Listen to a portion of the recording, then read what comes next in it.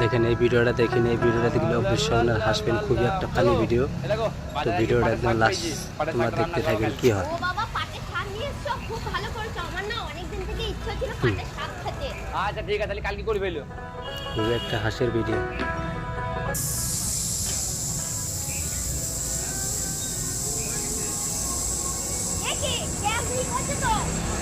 খুবই একটা হাসির ভিডিও, তোমরা দেখতে থাকবেন কি হয়।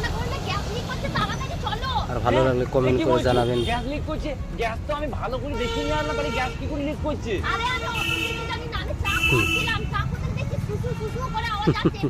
শুকে দেখছি গ্যাসের কি গন্ধ আছে, ওই জন্য তো তোমাকে আমি ডাকতে এলাম। এই বাবা, তুমি কি বুঝো? এই তাড়াতাড়ি চলো না, আগুন লেগে যাবে তো। আচ্ছা চলো, তাড়াতাড়ি চলো চলো।